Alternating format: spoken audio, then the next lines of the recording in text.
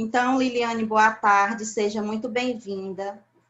Desde já eu agradeço demais, né, a sua disponibilidade.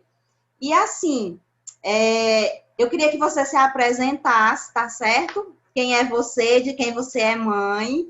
Sou Liliane, sou mãe de Otávio, já tem 3 meses.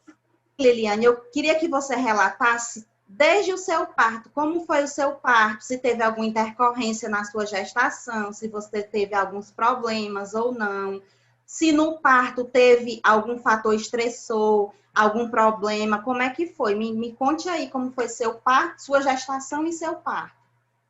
Bom, na minha gestação eu sentia muito cansaço, sentia muita indisposição. A única coisa que eu não tive foi o enjoo, mas em termos de outra coisa, eu tive bastante dores, mas já o meu parto foi excelente. Eu tive uma ótima parteira, graças a Deus. Eu tenho a agradecer a Deus. Foi normal, foi tudo perfeito. Agora, depois do parto, que veio os problemas, que foi sobre a mama.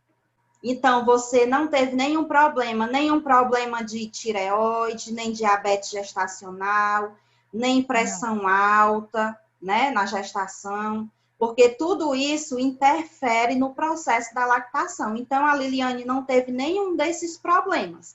Então, vamos lá. Me conte, a partir daí, como foi que aconteceu depois do parto, que você chegou em casa? Bom, lá no hospital foi tudo normal. Eu dei o peito pro menino, o menino pegou, mas já fez uma fissura, né? Aí, ao chegar em casa, a gente achando que ia ser tudo normal, colocar o menino no peito e mamar, mas não foi do jeito que eu imaginei. Então, começou os problemas.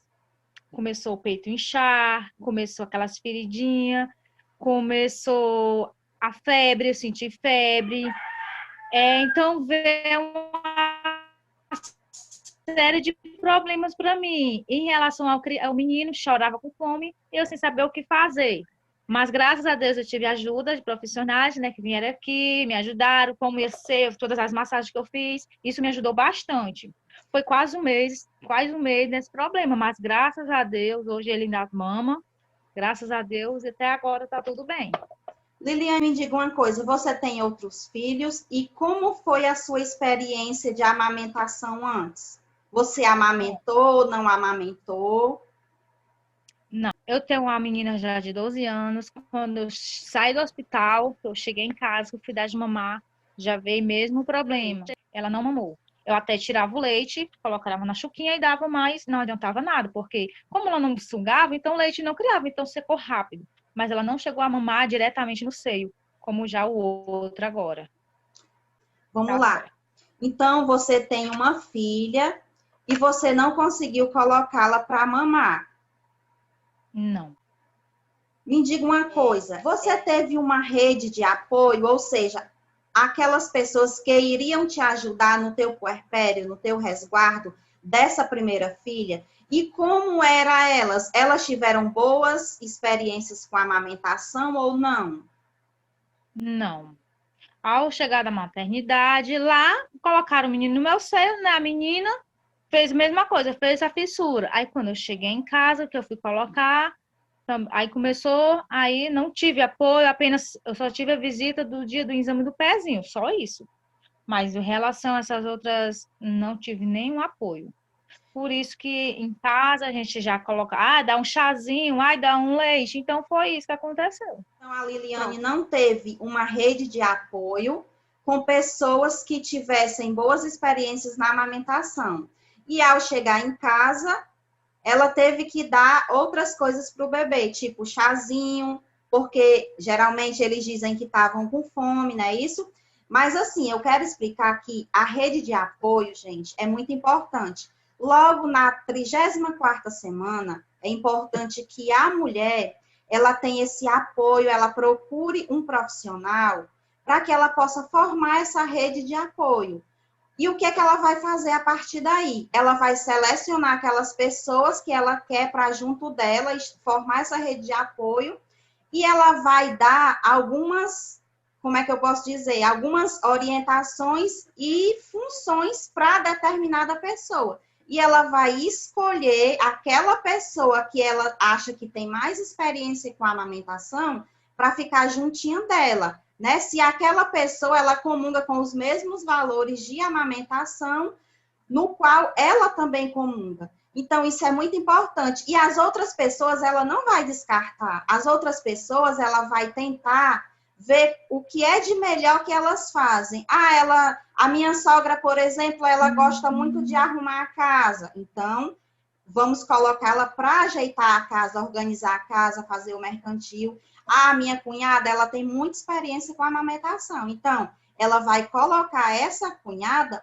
para ficar juntinha dela no momento da amamentação, porque se ela colocar alguém ao contrário dos preceitos dela, com certeza ela não vai ter êxito nessa amamentação. Então, foi o que aconteceu com a Liliane na primeira gestação. Ela não teve essa rede de apoio e não teve alguém que a orientasse. Na segunda gestação agora, como é que foi, Liliane? Ai, foi complicado através das fissuras, mas graças a Deus, a rede de apoio que eu tive da enfermeira, de amigas também, né? Que dessa vez eu tive muita amiga que me ajudou a segurar o bebê enquanto eu fazia a massagem, que era o principal. Porque assim, a gente não tem aquele tempo todo quando a criança acorda. Você acha que você sabe que quando a criança acorda, aquela fome. Então você não pode colocar diretamente a criança sem não fazer a massagem, o bico do seio, né? Isso eu não tinha. Eu achava que para a criança mamar eu tinha que ter aquele bico. Mas depois, no passar um tempo, eu percebi que não. Porque o bico não significa nada, apenas a auréola. Era muito cheia, apesar de eu tinha muito leite, quer dizer, ainda tenho, mas a criança não conseguia. Ele, tipo, escorregava e ali me prejudicava muito. Mas, passado o tempo, foi indo, eu fazendo massagem, colocando o leite do peito, colocando no sol, foi o principal. Foi sarando, pouquinho em pouco, cada dia era uma etapa. Cada dia eu dizia, meu Deus, graças a Deus que já chegou a noite, né? Porque o dia foi longo, as horas pareciam que não passavam. O menino chorava, chorava, chorava, e eu dizia, não, vou desistir. Muitas falavam, desiste, mulher, dá o leite, me tá com fome.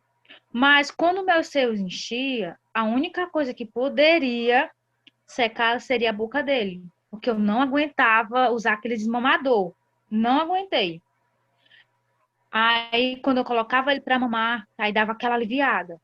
Quando passava menos de 20, o menino não dormia, viu? O menino passava o dia inteiro acordado.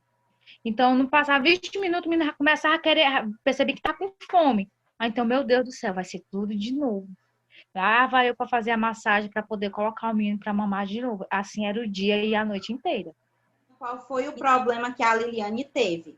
A Liliane teve o engurgitamento mamário, né? Logo quando chegou em casa, ali entre o terceiro e quinto dia de puerpério, que o que é esse engurgitamento? Nada mais do que a apojadura, que é a descida do leite. Então, a Liliane teve essa apojadura e engurgitou os seios. Ela teve também fissuras mamilares, né? Os seios, os mamilos, eles ficaram feridos. Não foi isso, Liliane? E também teve o edema mamilar e areolar. Esse edema areolar, ele dificulta a sucção efetiva do bebê. Então, o que é que tem que ser feito com relação a esse edema areolar? Essa parte da areola, ela fica muito edemaciada. Então, qual é a recomendação? É que faça as massagens. Então, você vai juntar os dedos, né? O polegar e o indicador e vai levar para fora, em posição de dentro para fora. Para quê? Para que esse edema, ele diminua e o bebê possa fazer uma sucção efetiva, porque se não massagear, o bebê não consegue sugar esse mamilo. Então, assim, ela também realizou as massagens, né? As massagens na mama, porque estava engurgitada, então ela teria que realizar as massagens, porque caso contrário, o bebê também não conseguiria fazer a sucção, porque o leite ainda estava lá atrás. Então, para trazer ele para frente, em direção ao mamilo, essa massagem ela tem que ser realizada. Liliane, você também fez alguma compressa nas mamas? Fiz do repolho. Pronto. O indicado para o engurgitamento mamário é a compressa fria. Por quê? Quando você faz a compressa fria, há uma vasoconstricção e aquela dor, ela diminui mais, e aquele monte de vasos que tá ali tudo inchado, eles vão reduzir, diminuindo a dor, né? Vai diminuir o fluxo sanguíneo naquele local e vai diminuir a dor. E o repolho, a compressa do repolho, o que ele faz? Ele age como um anti-inflamatório, né? Porque tem o enxofre que vai agir como esse anti-inflamatório. Por isso que quando você faz essa compressa, ela reduz sim a dor. Você achou que diminuiu a dor? Achei nada. No começo é ruim porque é muito gelado, mas depois vai aliviando. Porque o seu está muito quente. Então, no caso da Liliane, ela teria que ter feito como ela fez, né, a compressa fria. A compressa morna iria aumentar essa produção de leite. Então, não era interessante que ela fizesse essa compressa morna, certo? E uma outra coisa, Liliane, como é que estava a posição, a pega do bebê no início? Pega estava errada. Não consegui. No começo não sabia. Achei que só colocar a criança no colo, colocar o peito, o menino ia sugar, mas foi totalmente errado. Foi aí que me prejudicou muito mais, muito mesmo. Fez fissura, eu não conseguia colocar para ele abocanhar, ele não tinha aquela boquinha de peixe, ele não conseguia fazer, por conta que o meu seio estava muito cheio. E eu também parecia a mãe de primeira viagem. Então, um dos principais fatores também que leva ao desmame precoce, né, a dor que essa mulher sente é a pega incorreta. Então, o que é que nós fizemos? Nós corrigimos a pega, né, para poder ela melhorar aí essa dor e essas fissuras. Porque quando você tratou os mamilos, as fissuras, né? Você fez o quê? Passou o leite do peito, você colocou exposto ao sol as mamas e começou a cicatrizar. Porém, se você não tivesse corrigido a pega, seria um trabalho em vão, né? Por quê? Porque iria ferir novamente por conta de quê? Da pega incorreta. Por quê? Quando você colocava o bebê no cotovelo, que geralmente as mães, elas colocam nessa posição no cotovelo. E a gente sabe que essa posição no início, ela não é legal porque vai sim abrir fissuras. Então, você precisa segurar o bebê com a outra mão, né? Com a mão esquerda e e com a mão direita segurar a mama em C, né? Nesse formato de C, e levar o bebê para o peito, e não o peito para o bebê, que geralmente a gente leva o peito para o bebê, não é isso, Liliane? Então, a Liliane conseguiu sim fazer essa pega correta e ela conseguiu diminuir as dores, né, as fissuras mamilares. Porque o que acontece? Quando a mãe coloca no cotovelo, o que acontece? Ó, a linguinha do bebê, o mamilo fica escorregadio, né? E a linguinha do bebê fica roçando no mamilo. Então, esse roçado da língua do bebê é que faz com que abra as escoriações nos mamilos. Então, a Liliane conseguiu, né, realizar essa pega, corrigir essa pega, corrigir as fissuras mamilares. E me conte, Liliane, como foi até agora? Nossa, no momento agora tá um alívio, né? Porque é o momento que ele quer mamar, ele já só colocar, ele já pega. E antes não, mas também o que me ajudou bastante, uma dica que me ajudou bastante foi da fralda, aquele rolinho que a gente faz com a fralda, porque quando estava muito ferido, se eu colocasse uma camisola, uma blusa, claro que ia grudar. Passei quase um mês com aquelas ossinhas nos seios.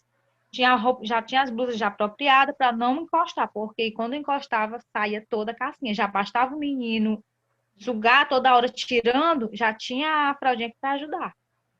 Então, a rosquinha de amamentação, ela vai prevenir que aquela cicatrização que já ocorreu, ela seja removida. Porque todas as vezes que acontece a cicatrização, que você coloca alguma roupa em cima do seu mamilo, tipo ou um absorvente de seio, ou uma camisola, ou uma blusa, quando você puxa, ela vai grudar e vai arrancar toda aquela cicatrização que já estava ali ocorrendo, entendeu? Então, você precisa fazer a rosquinha de amamentação. Lá no meu Instagram, vocês vão ver a realização da rosquinha, como é que faz para fazer essa rosquinha, e que ela ajuda muito, né?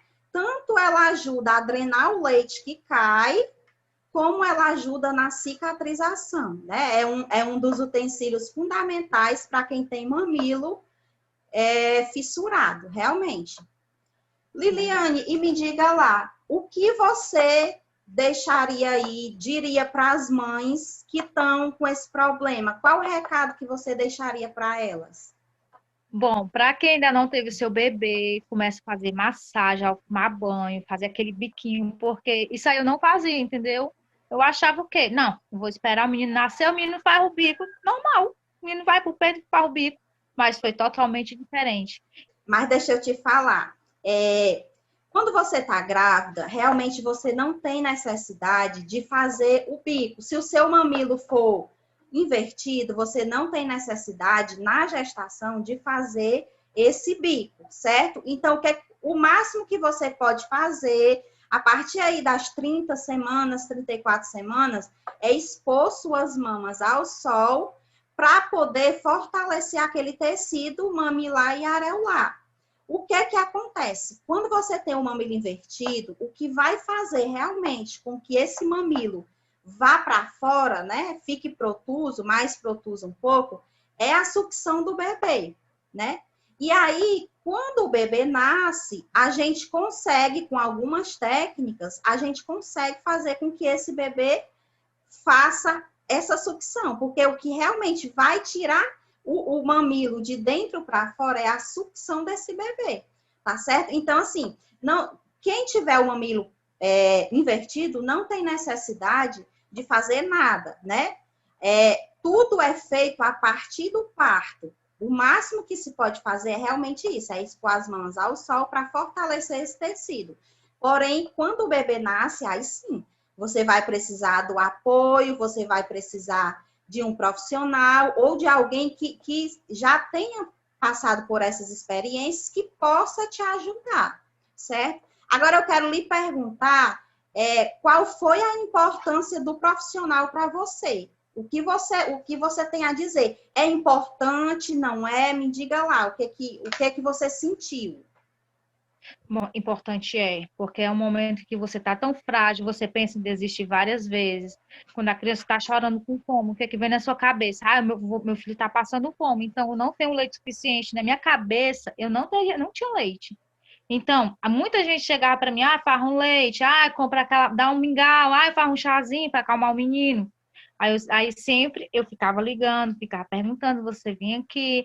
Amigas também que já passaram pela mesma situação que eu também me aconselhavam, não, você vai ficando dando peito, vai fazendo a massagem, segurava enquanto fazia, me ajudava a fazer também a massagem, né, porque tinha momentos que eu estava tão cansada mesmo, então vinha, fazia a massagem, colocava segurando o bebê, com a almofada e a amamentação, que me ajudou bastante, aconselho muito, né. Aí, então, com o passar dos dias, meus seios encheu muito, como vocês sabem, né? Encheu muito. E com as fissuras, parecia assim, foi um pesadelo. Mas, graças a Deus, passado o tempo, a massagem, com o repolho, a rede de apoio, porque se eu não tivesse apoio, a gente realmente entra em estado de depressão. É sério, muitas mães desistem por causa disso, porque não tem conselho. O bebê está chorando, o que você vai ter que fazer? Faça um leite, minha filha, como muita gente chegou aqui para me falar, né? Então, eu disse, não. Ligar, André, o que eu posso fazer? O menino está com fome, então dava um pouquinho ali, demorava um pedacinho, depois passava para o outro. E eu já estava com problema, porque eu estava dando só apenas no seio, por conta da fissura. Às vezes eu passava o dia todinho sem dar porque estava muito cheio, muito ferido. Então, passava. Quando eu achava que dava melhor, mas não era assim. Isso já lá no meio do mês, o menino já estava com uns 15 dias. E eu percebi que o meu seio estava grande só um e o outro estava ficando pequeno. Então o outro já estava, parece que o leite já estava secando. Aí eu comecei a dar invertido. Meia hora num, meia hora no outro. Porque no começo a criança mama muito. Passa quase uma hora mamando, no meu caso. Liliane, me diga uma coisa. Teve algum momento que você achou que suas mamas estavam vazias, que você não tinha mais leite suficiente para o seu bebê? No começo, quando eu cheguei em casa, eu achava que eu não tinha leite. Isso antes da apojadura, né? Isso. E depois, quando eles começaram a diminuir mais? Aí depois, como eu percebi que eu tinha muito leite, mas porque ficava muito cheio, meu peito era muito avermelhado. Tinha dia que eu sentia muita febre, muita dor. Aí quando eu começava a fazer a massagem, eu percebi que eu tinha muito leite, então enchia a barriguinha dele, ficava parecia assim eu não entendo nem como explicar, né, a barriguinha dele. Mas eu sofri muito, viu? Mas graças a Deus, o que eu tenho para dizer para essas mães que estão querendo desistir, não desiste, que é só uma fase. Cada coisa tem a sua fase. E me diga uma coisa, passou algum momento pela sua cabeça de quando ele chorava muito é porque ele não estava se satisfazendo com o seu leite? Com certeza. Muitas Pronto. e muitas vezes. Pronto, mas o que é que acontece? No início, né, no terceiro e quinto dia, acontece aí a apojadura, como nós já falamos, que o leite, o peito ele fica engurgitado e você percebe que tem muito leite. Com o decorrer do tempo, esse leite, ele vai sendo produzido conforme a demanda do bebê, conforme a necessidade do bebê. Então, você vai observar que chega um determinado tempo que o peito não está mais engurgitando. E isso é muito normal, né? Isso aí é totalmente fisiológico, é totalmente normal. Por quê? Porque o cérebro vai produzir a demanda do bebê, o que o bebê está sugando, de acordo com o que ele suga. Então, o que que acontece? Às vezes, a mãe percebe que os seios não estão túrgidos mais, não está mais cheio, e acha que não tem mais leite. E aí, às vezes, o bebê chora muito. E essa mãe fica achando que o bebê está chorando porque não tem mais leite suficiente. E os seios delas estão murchos, como geralmente as mães falam, né? E, na verdade, esse choro do bebê, o bebê ele não chora só quando está com fome, né? O bebê, ele se desorganiza neurologicamente todas as vezes que ele passa por algum fator estressor, tipo acender uma luz, a zoada de um automóvel, qualquer coisa desorganiza esse bebê. E ele só consegue se organizar quando ele faz a sucção no peito. Então, bebê chorando não quer dizer só que é fome. Existem vários outros fatores que contribuem para esse choro.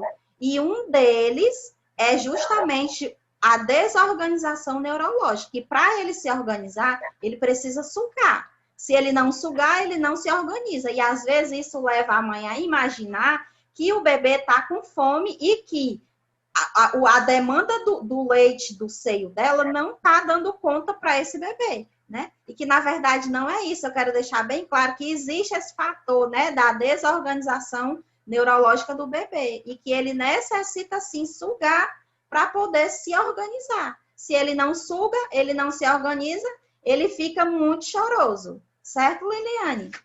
Certo. E o que é que você quer nos dizer mais?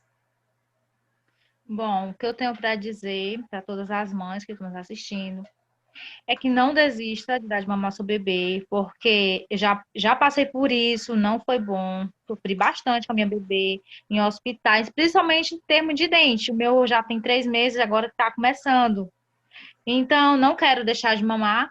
Eu quero que ele continue até um ano, seja lá o período que ele precisar. O que eu tenho para dizer é isso.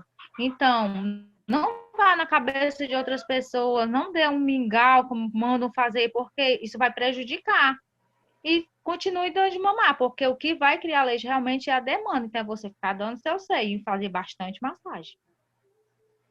Então, Liliane, você teve as duas experiências, né? A primeira, com a rede de apoio que você não tinha, praticamente você não tinha, e não tinha experiência com a amamentação. E a segunda experiência que foi você teve uma rede de apoio e teve a orientação de um profissional. Isso mudou muito? Bastante. Bastante, viu? Porque o apoio, ele é fundamental. Se você não tiver alguém para estar te ajudando, te apoiando, realmente você desiste, né? Porque não é fácil. Amamentar não é fácil. Porém, com ajuda, com apoio, você consegue sim ir até o final, como você está até hoje, né? Passou alguns dias meio que sofridos, mas você está tendo a recompensa, não é verdade? Chorei bastante, que eu achava que eu não conseguia amamentar com ele nos braços.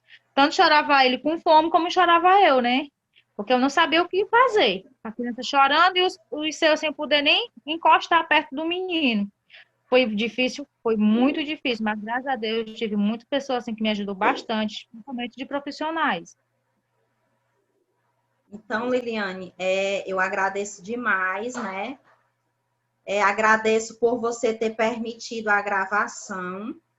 Agradeço por compartilhar esse momento aqui, né? Que vai com certeza impactar e ajudar outras mães, porque se você conseguiu, elas também com certeza vão conseguir, tá certo?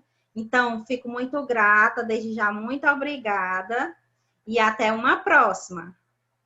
Eu que agradeço, Andréia. Muito obrigada por você ter existido nesse momento que eu mais precisei. Isso é um prazer, né? A gente fica lisonjeada, assim, de poder ajudar realmente, porque faz toda a diferença. Uma amamentação faz toda a diferença na vida de um ser humano, né? Daqui a 10 anos, vai fazer, sim, uma enorme diferença, né? Você ter conseguido dar aquele apoio, aquela orientação àquela pessoa que estava necessitando, né? Aí nós vamos ter pessoas mais sadias, né? Pessoas com mais saúde, um meio ambiente melhor, porque a amamentação, ela ajuda até nisso, né? A melhorar o meio ambiente. Porque se você amamenta, você não compra latas de leite, você não compra mamadeiras, então você ajuda aí, você realiza uma sustentabilidade ambiental, né? Então, Liliane, desde já, muito obrigada, muito grata e até a próxima, tá bom?